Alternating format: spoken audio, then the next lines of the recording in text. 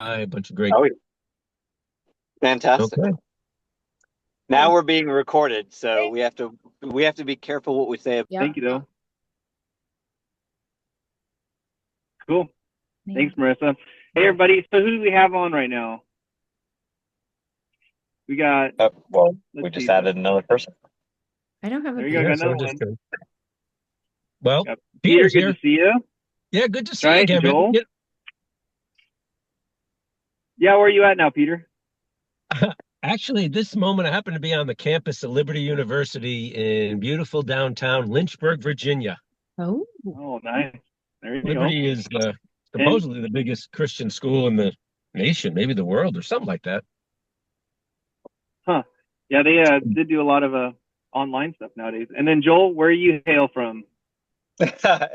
Well, currently I'm in the upstate of South Carolina, right at the foothills of the Appalachian. Oh, cool. Awesome. Yeah. Great, great. And then Peyton, how's it going? Hi, going well. Right on, right on. Hey, I don't think I've met you before. Sometime this week, you and I are gonna touch base, if you don't mind. Just want to talk a little bit more on kind of a lot more of the basics of the of what we're looking at for the trip, and if you have any like particular questions, totally able to answer it there. Um, but just if you want me to just hijack it real quick, everybody, we're just gonna kind of talk about a little bit about training. I know that if you watched the previous recordings of the other for everyone else that's been to the other two training videos, conferences. We're just kind of talking about what we're doing to get ourselves ready to for the trip. So let's see. Let's start with Peter. What are you doing as far as training? Have you started? Have you been training the whole time? What's it looking like? I suppose it depends on what is officially training. So I go to a gym 3 or 4 times a week, often, but not every time, maybe once a week, stair machine. But I do a lot of activities. Just today, I hiked a smaller mountain here in Lynchburg. So I'm out and hiking around a lot. I'm hoping that's mostly going to get me by, but I could easily hit the stair machine a little bit more often. Right on. Yeah, definitely. Keeping up to speed during the off season is definitely a good way to go. Stairmasters are great. We're just kind of recap. We're doing about 8 miles, and we're climbing 5,000 feet. So the vertical is really going to be pushing us. Uh, and it's not undefeatable, right? But definitely, if you were to get onto some stairmasters, if you don't have any hills in your area, and try to push yourself for like the duration, like how long you can go. You can definitely. I know that there's different stairmasters. Like a 5, 6, or 7 setting. Seven's pretty quick, but it's consistent. And if you can do that, then you can hike. You can do like the tallest tower in the world in like an hour and 20 minutes. So, um, That so scale rating, do you know what kind of number? I mean, mine goes up to 20 and I usually do about 11 or 12, but maybe yours goes up to 10 or something. I think it only goes up to 10. I haven't tried to go higher than 7. I did 8 for a little bit, and I was like, no, absolutely not. You're basically almost running up the stair. Okay, yeah. But Yeah. this one is probably you're probably doing like maybe like 80 to 85 steps a minute. It's just like you're grooving. Yeah, Um, that's fast. maybe less than that. It's probably a step and a half a second. But yeah, you're moving and it's mildly aerobic. That's great. Joel, what you got going on your plate? Too easy. So I pretty much condition year round. All last year I was just training for the next Spartan race that would come up, doing opens and competitive heats. I do hit training about 4 days a week. And I was up until winter, I was doing Friday morning hikes at a local place that we have at the state park called Paris Mountain. And I usually go for their hardest trail. So elevation gain is not terrible. It's probably 800 to 1,000 feet, um, but a lot of uphill hiking, a lot of elevation gain and descent. I usually throw on like a 26-pound pack and hike at like a 3.5 mile an hour pace and 5 to 8 miles. So I'll get back into that, and then probably every Friday morning, and then I'll add about twice a month going to the local mountains that we have here and just doing their hardest trails. Um, we've got some really good ones, and I've got like we got Pisgah National Forest, Jones Gap, Table Rock State Park, and just some really great hikes. That's all elevation gain. So I'll probably start doing that 2 Saturdays a month just to throw in some uphill hiking with a ruck. Right on, right That's on. pretty legit. And and definitely like you said, it's like there's uphill, downhill, uphill. Like that does add up, and that's good. You don't have to find the tallest place in the area, but getting that up and down is definitely helpful. I was talking with my dad about it, and he was talking about like how we're doing all this uphill training. Just keep in mind that the downhill is also gonna be impactful on your body. Luckily, we'll be sliding down as much as we can down the mountain, which will take away a lot of that impact. But a lot of people will tell you that the downhill is no fun, especially when it's this long and from this high. Yeah, it's weird. This is Isn't that supposed to funny? be like the easy fun part. Well, I'm The thinking how what? he told us about this new word I never heard of, glissading. Like Okay. sit Yes. there and slide for like miles. I'm down with that. I know, that's what I said. Oh yeah. He's making it sound Oh unenjoyable. yeah. Well yeah. Oh no. So no, it's absolutely enjoyable. It's like I said before, it's Six Flags level. But there, when you get to if you were to do like St. Helens and later in the season when the snow's not as glissadable, or in general, some people I have heard them comment that the downhill is a little bit more harder on their knees, and maybe on their feet, depending on how their boots are. So, anyways, yeah, we will be eliminating a lot of the downhill walking, but just keep in mind that a lot of people train for the uphill, but the downhill is also something you got to worry about. Okay. All right, Peyton, how are you training right now? Guilty enough, not nearly as much as any of you. I'll say I kind of just heard about this trip somewhat recently and just saw a lot of the details online. So, A was checking, is there even space available? But kind of say my general level activity during the winter months, I'm more like out on the mountain doing snowboarding, just kind of stay active and do something. But I'm in the, kind of Seattle, Washington area, so there are plenty of hikes around here. I'll probably, if there is space, make the decision within the week here of whether I would be planning to do this or not, and then start actually looking into some of that real training, getting out and doing hikes, adding weight in the backpacks, things like that. Yeah, right on, right on. Yes, we still have, I think, 3 more climbing spots available. I do have some other spots for people that just, if they want to come on the trip, but maybe they don't want to hit up the mountain. So we still have availability. February, these meetings have all been just kind of the hoorah to say, if you haven't been training, it's time to get started. And you will hit the target if you start now. If we start late March, early April, you're going to get closer to the point where you're going to be a little too close. And we're going to call it quits. We're going to say no more training about a week and a half to 2 weeks prior to the trip. Because what we don't want to do is get people excited to train. You get a little bit of adrenaline. You want to go a little bit harder. You get injured, and then you can't make it on the mountain. So, yeah.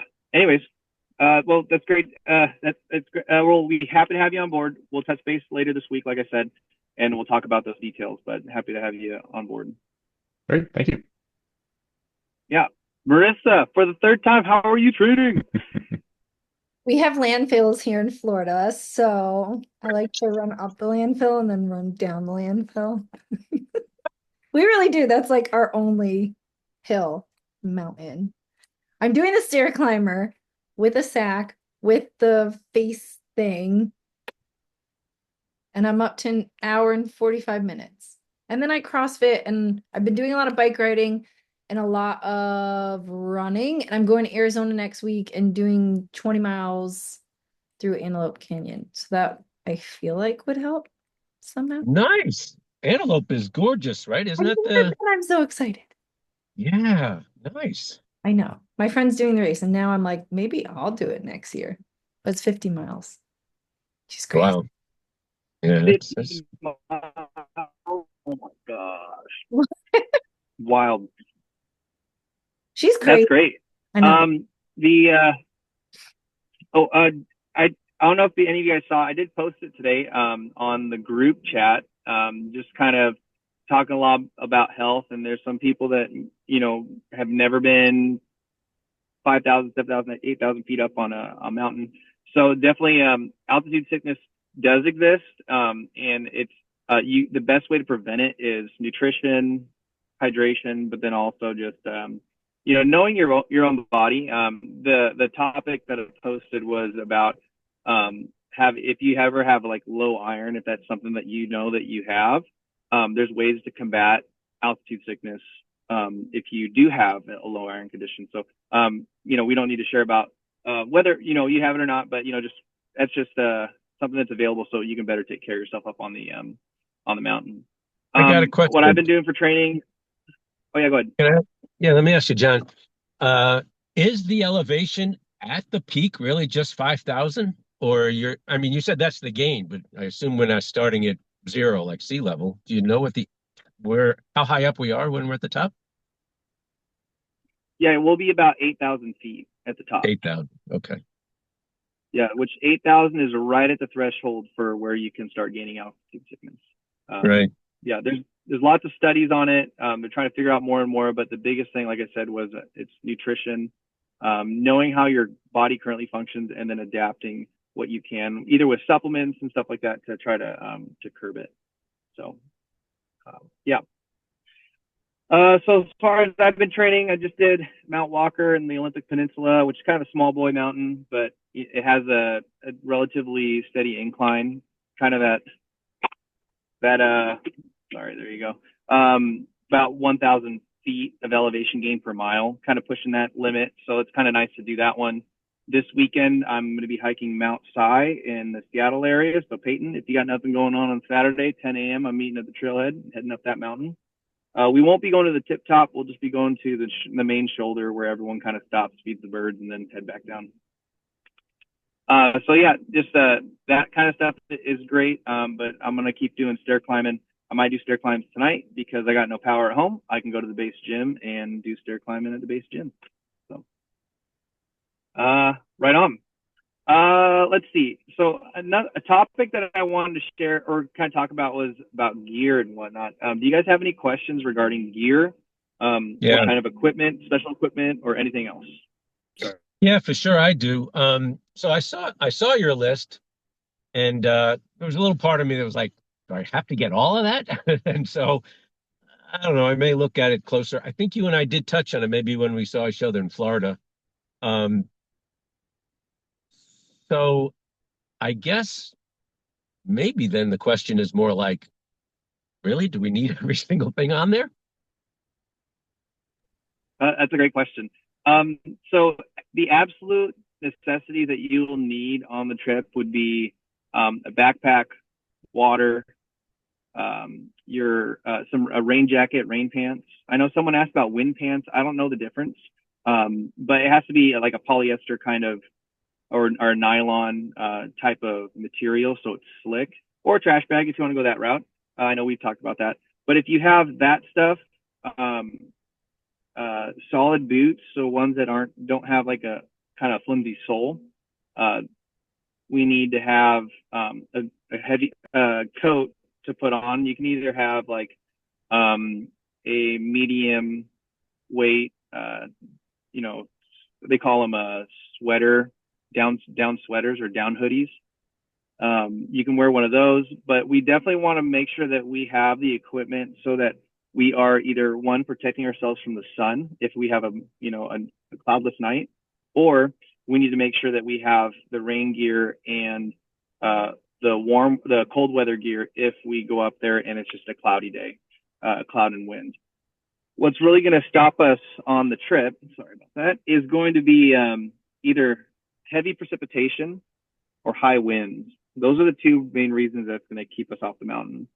And so I know that it's kind of planning way ahead. And for those who are thinking, I'm going to travel from across the country, what do I need to pack? It does sound like a lot, but what you don't want to do is prepare for good weather and then get up there and in bad weather. The opposite is fine.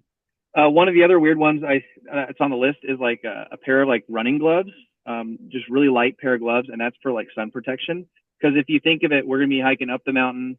We're gonna be putting on if it's a sunny day, we'll be putting on sunblock like crazy, and we're going to be like you'll probably put 2 layers on as you make your way up, and then you want to make sure you cover up your hands, or you're gonna your hands will burn.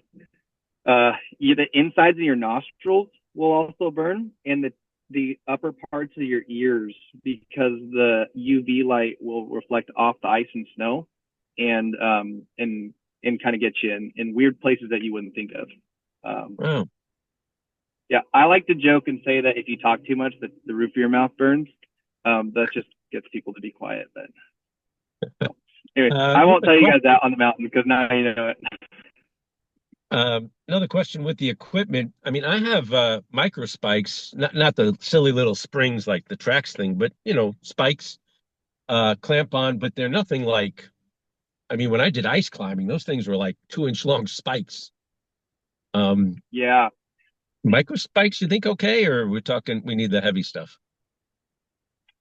So we're just gonna call it and say we're gonna need to use the heavy stuff. I have some information if you want to rent it through me, so I can do all the coordinating for you, so you don't have to worry about an ice axe and crampons. But I'm gonna call it necessary for this trip. One, in case we get cold weather, the ice is going to be a lot stiffer and not as forgiving if we want to continue to summit if the weather's cold or kind of overcast and it's not going to be very warm. And then two, it's going to be quite steep. There's going to be parts where you're going to look at me and you're going to be like, is this steep? And I'll tell you no. But it's going to be a little bit, in some parts, a little bit steeper than a 45-degree angle. And that's where like you're going to need to have that kick step so the crampons will be there. And for some of us, it might be a little bit overkill. But for others, it's going to be that extra assurance and like purchase to be like attached to the mountain as you're making your way up. Because it's true. If you were to, like, if we're sliding down the mountain, you can slide down the mountain if you don't have a sure step. If that makes sense. So, we'll cover a lot of like how to stop yourself, how to slow yourself down, other things like that later when we get there on site. But it's relatively going to be a very simple.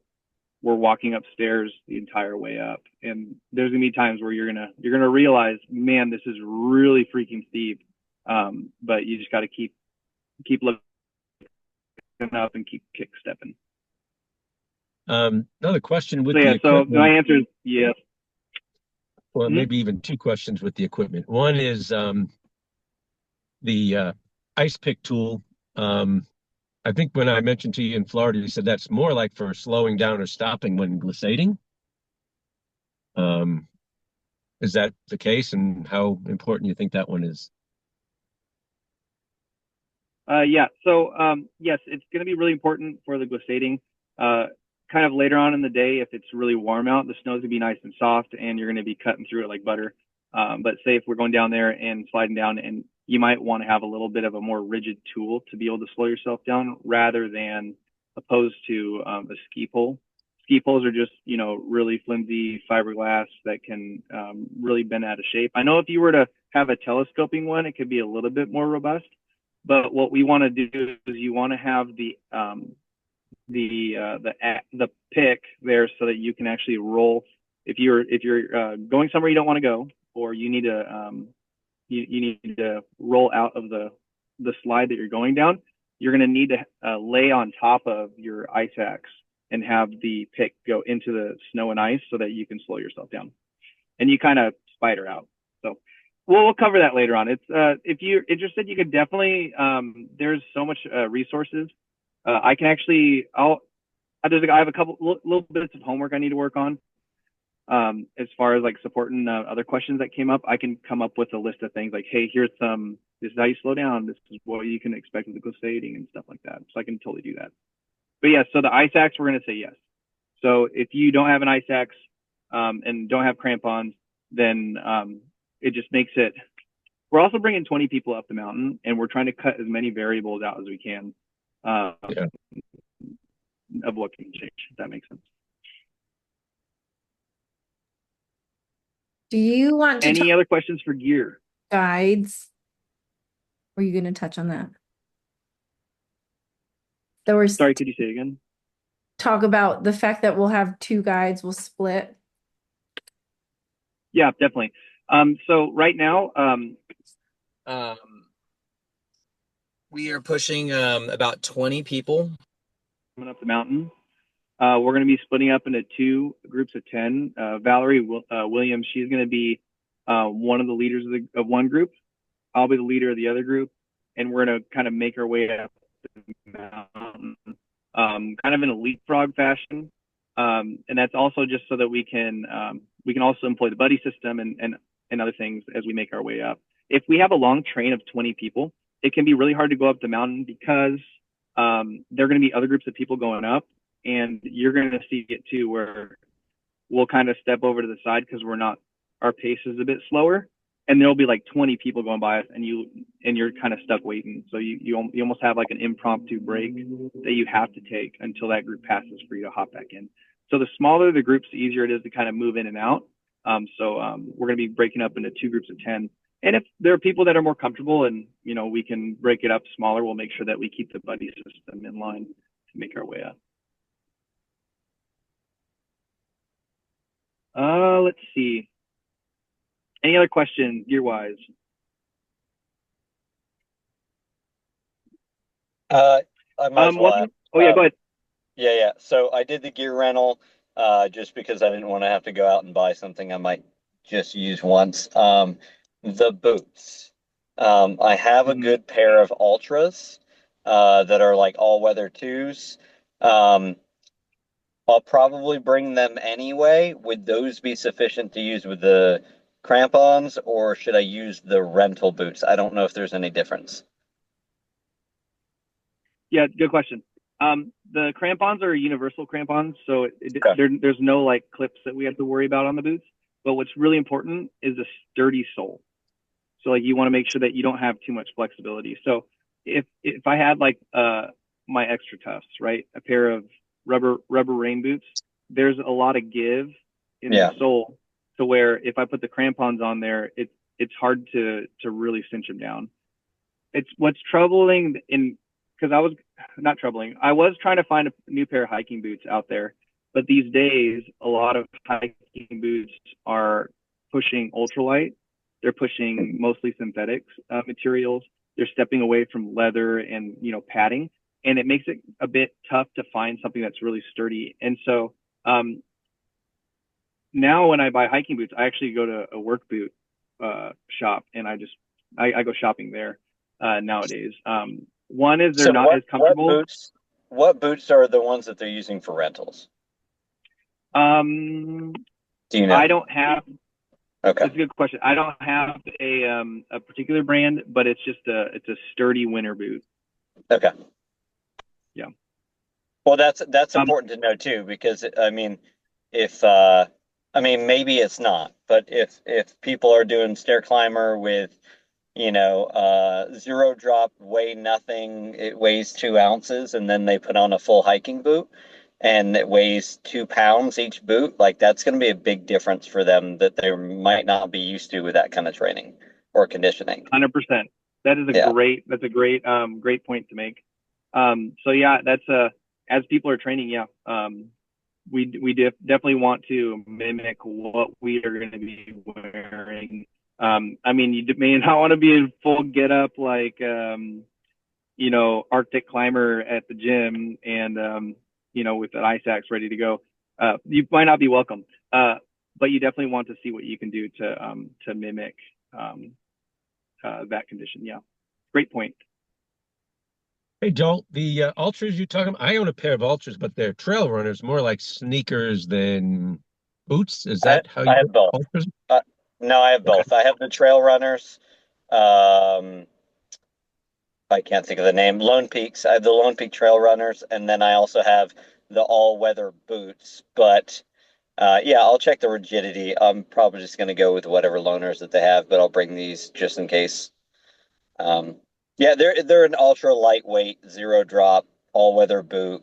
Um, it's like the trail runner, but uh in a hiking boot rather than a shoe. Yeah. Okay. Yeah, with that Well, ankle actually, support. Right on. that brings up a point. You say that you'll bring yours. I mean, what would happen, John, if the day we go there, we've prepaid? Is there any such thing as, just kidding, changed my mind. I don't want those boots. I've got whatever, ultras. Well, all the gear rental includes Yeah, all of it, right? Like your ice axe, your crampons, it includes all the things, right? yeah. So as far as gear rentals, the only ones I'm really offering are boot rental, ice axe, crampons. That's it. That's all that I'm really gonna be coordinating. If we pick up the rental and it's like, whoa, like I don't think I like the way this fits. I'm renting from Portland, which is about an hour, 15 minutes away from the Airbnb. So actually on Friday, I'm going to be traveling down there to Portland. So if someone's like, hey, I need to be the princess in the pea with these boots, I want to make sure they are fitting nice and snug, not too big, not too small. That's fine. Then I would say, come on the trip down to Portland with me to come pick up the equipment. We'll try them all out. We'll figure it out, find the one you like, and then we'll make our way back, and then just make an afternoon of it, basically. You're Yeah, doing it on yeah, makes Thursday sense. or Wednesday? Thursday. Say again. You're doing that on Thursday? I'm going to be picking up the gear on Friday, but I'll be coming down to the Oh, Airbnb on Thursday. Yeah. okay. Because I definitely Yeah, that's just, you definitely want to make sure the boots fit. yes, yeah.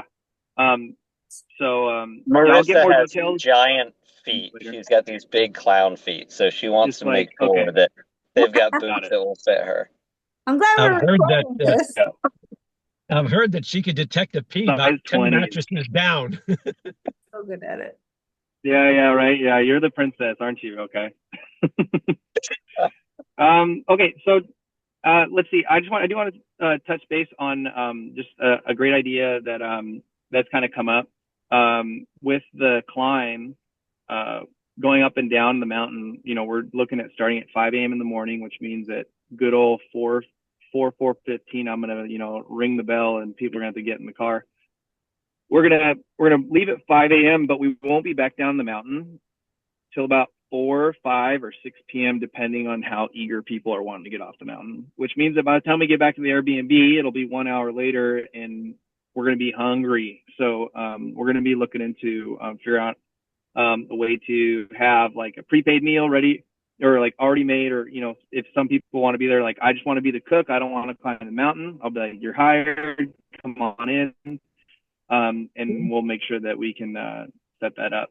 But as far as everything else, it's kind of a fend for yourself, or if you want to have like a food buddy for the weekend, you can have a food buddy for the weekend and figure out what you want to do there. So yeah, I vote on chickens. I'm just saying. It's easy. chicken what? We did a trip and I think we made like 2 pots of chicken soup and you just leave it. It's like set and forget. And Yeah, then, because especially if it's going to be cold and you're hiking, I don't know. I feel like there's something very nourishing about like The crock pot's a great idea. yeah, We probably won't yeah. need as much food as the last trip, but crock pot's a great idea. a lot of food. It's because I'm Italian and we're bad at, we like to have leftovers. Oh my goodness, not And I made enough Italian. food for like There you 20 go. people. There was 8 of us. Oh Oh, I my hope gosh, there's enough. that's Oh man, my funny. ex-mother-in-law was Italian. I hope there's enough. There's like 50 I know. servings on the table with 5 people. I hope there's enough. Someone brilliant might be cooking a little much, but I didn't listen. So Yeah. Hey, you know what? Good memories. Love it. Marissa, how are we on time? we have 6 minutes and 20 seconds. All right. Burning questions. Go. Any burning questions on the trip? How about for those who are flying in? Have you guys figured out flights? Have you figured out if you need a ride? You got 6 different layovers you got to do to get over here. Peter, you're coming in from Virginia or no? Yeah, yes, I am, and I'll be flying in. I'll definitely rent a car. I get a corporate discount with Enterprise that's usually better than most anybody can find. I'm not averse to getting a bigger vehicle like a minivan if we want to carpool people. I Yeah. think, though, on this trip, on most of my trips, I try and hit national parks. So I think I may go out to Cascades and Olympic at some point before or after this trip. Yeah. And so, yeah, but how do I say? I'm pretty, what's the word, chill or what? I mean, I'm easy going. Someone's got to get to the airport and I'm not going. I'll take them to the airport unless it's an hour away. I don't know. I haven't even looked at that yet. Do you know Um, where you're flying into? Because I'm gonna get a list of everyone that's coming, the day they're arriving, the time they're arriving, and where they're flying into, so we can have like a coordinated list and then try to carpool and stuff like that. so John, is it SeaTac that we would fly into? That's a good question. Portland. Portland Airport will actually be closer to the Airbnb. So Portland, Oregon is much closer. If Okay. SeaTac is cheaper, it's about 2.5 hours from SeaTac to the Airbnb. It's about an hour and 15 from Oregon, from Portland. It Okay. might be pushing. It might be 3 hours from SeaTac to where we're going. And So yeah, definitely. Folks down in Oregon, I'm surprised there's not more people from Oregon wanting to go do this because they Mhm. are far closer to this situation. Correct. So so, yeah, Peter, definitely. we only get a few Go ahead. minutes on the call. So, Peter, I'll shoot you a message after this. I was just having a conversation not too long ago about the agenda before and after. And there's also talks of uh, the same parks that you mentioned, and there's some Cascades in northern Oregon that I'd like to hit. So maybe Thursday, Friday to the Cascades, and possibly a post trip like Sunday, Monday up to Olympic, or that. I don't know if that would work for you, but we can. I'll talk to you offline when we're not on time crunch. Yeah, that sounds good. I don't know about going all the way down to Crater Lake in Oregon. I'd love to, and it's amazing, but I think that's too far. No, Wait, not Crater Lake. There's some Cascades, but yeah. Okay. I have the But you got mug. the Crater Lake. It was a waste of time. What? But I got a mug. I got a really cute mug. That's it. what was a What? waste of time? Crater Lake. It was covered in snow. I couldn't do anything. I drove all the way Oh, okay. up there. Oh no, that's the best time to go. I'm kidding. I've heard it's gorgeous. So that's why I was like, how's it? Okay. Eh. Gotta go in summer. Okay. So, for those who want to do other excursions, so the Olympic National Park is my stomping grounds. I know that super well. I know the Cascades fairly well.